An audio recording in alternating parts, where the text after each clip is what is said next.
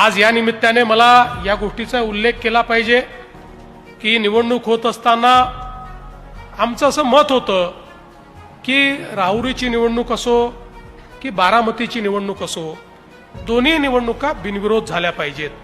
आपल्या महाराष्ट्राची एक संस्कृती आहे.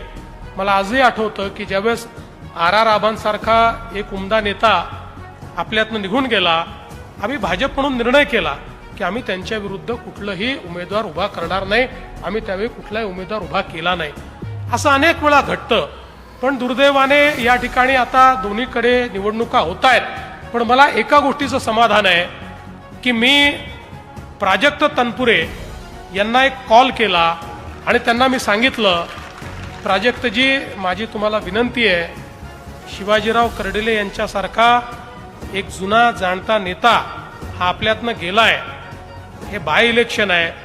तुम्ही या इलेक्शनमध्ये जर माघार घेतली तर महाराष्ट्राचा जो आपली महाराष्ट्राची संस्कृती आहे त्या संस्कृतीला धरून अशा प्रकारे आपण निर्णय घ्यावा.